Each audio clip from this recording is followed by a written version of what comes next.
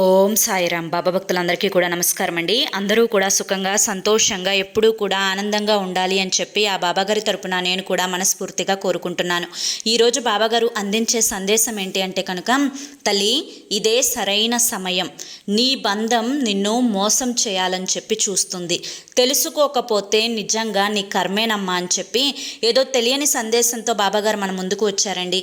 మరి ఆ సందేశం ఏంటో మీరు పూర్తిగా తెలుసుకోవాలి అంటే ఫుల్ వీడియో అనేది చూడాలి. వీడియోని ఎక్కడా కూడా స్కిప్ చేయకుండా చివరి వరకు చూడండి, అప్పుడే మీకు క్లియర్గా తెలుస్తుందన్నమాట. మరి బాబాగారు ఏం చెప్పినా కూడా అది మన మంచి కోసమే కాబట్టి వీడియోకి ఒక లైక్ ఇచ్చి సపోర్ట్ చేయండి. వీడియోలోకి వెళ్లే ముందు చాలామంది కూడా చెప్పుకోలేనటువంటి సమస్యలతోటి సతమతమైపోతూ వాటిని ఎలా తీర్చుకోవాలో తెలియక ఇబ్బంది పడిపోతూ ఉంటున్నారు.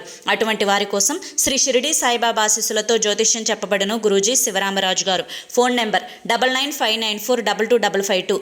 మీరు ఇప్పటి వరకు ఎన్నో చోట్ల జ్యోతిష్యం చెప్పించుకొని మీరు ఆశించిన మార్పులు మీ జీవితాలలో జరగలేదని చెప్పి బాధపడి ఉంటారు. కానీ ఇక్కడ అస్సలు అలా జరగదండి.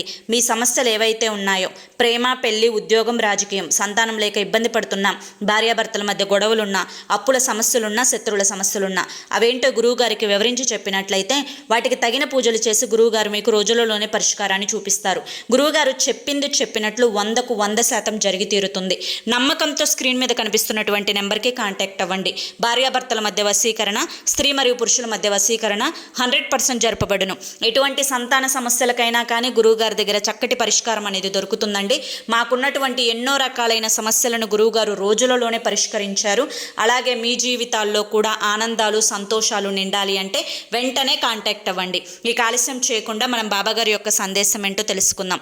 తల్లి, ఇదే నీకు తెలుసుకోవాల్సినటువంటి సరైన సమయం. ఇప్పుడు కనుక నువ్వు ఆలస్యం చేశావు అంటే నిజంగా నీకంటే మూర్ఖులు మరొకరు ఉండరు. నేను నీ తండ్రిగా భావించి నీ మంచి కోరి చెబుతున్నటువంటి విషయం, నీ యొక్క తోడు, నీ యొక్క బంధం ఎవరైతే ఉన్నారో వారు నిన్ను ఇప్పటికే దాదాపుగా 80-90% మోసం చేస్తున్నారు.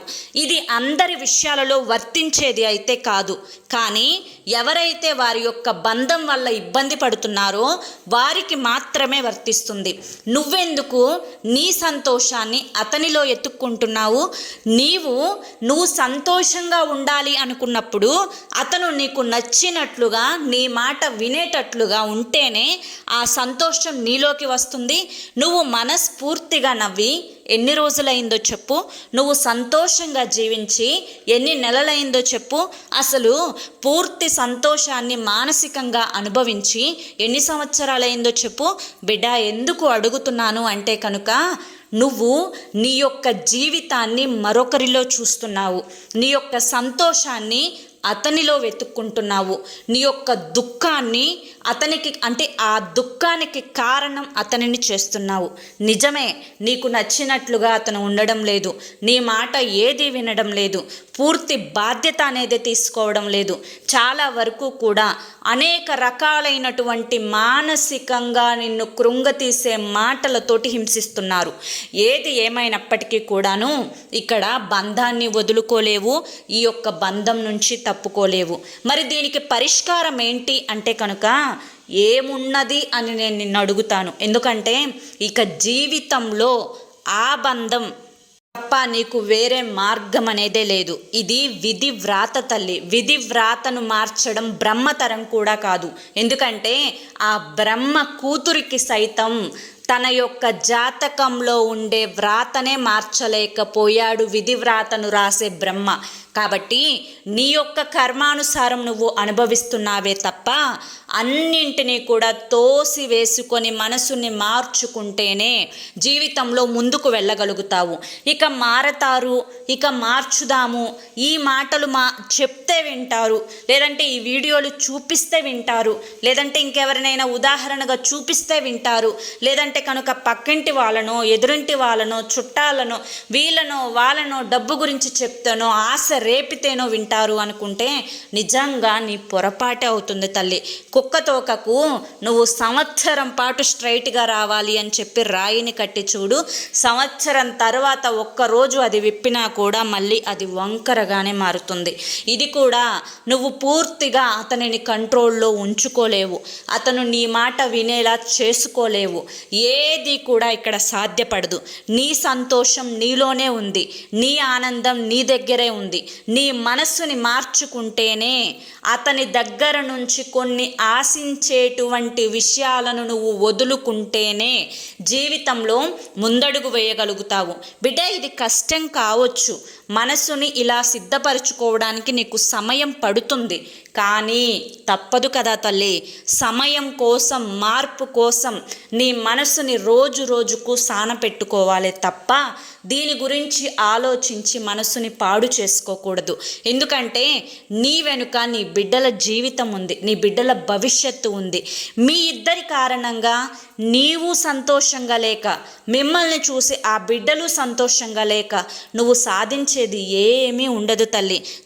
వెనక్కి తిరిగి చూసుకుంటే నీకు కన్నీళ్ళు తప్పితే, బిడ్డల యొక్క భయాందోళనలు తప్పితే, బిడ్డల యొక్క మానసిక స్థితి మీద దెబ్బ కొట్టడం తప్పితే ఇక్కడ ఏమీ కూడా ఉండదు. ఇప్పటికైనా తెలుసుకో, అతను నిన్ను మోసం చేస్తున్నాడు అని తెలియకుండానే మోసం చేస్తున్నాడు. ఎందుకంటే ఇక్కడ అతను ఒక మగవాడు కాబట్టి నా మాటే నెగ్గాలి, నేనేది చేస్తే అదే నిజం, నాకు నచ్చినట్లుగా నేనుంటాను, నాకు నచ్చినట్లుగా నేను బ్రతుకుతాను అనేటువంటి వారిని ఎవ్వరూ కూడా మార్చలేరు తల్లి. అతను వేరే వారి యొక్క మాటలలో ఉన్నాడో లేదో తెలియదు, కానీ తనంతట తన మనసులో మార్పు రావాలి అంటేనే తప్పితే, లేకుంటే అతనిలో మార్పు తీసుకురావడం ఎవ్వరికి కూడా సాధ్యపడదు. ఏ కన్నీరు మార్చలేదు, ఏ దెబ్బ మార్చలేదు. ఆ దెబ్బ ఏంటో అతనికి తగిలితేనే, ఆ నొప్పి విలువ తెలిస్తేనే తప్ప ఇక్కడ ఏది కూడా నువ్వు అనుకున్నట్లు జరగకపోవచ్చు.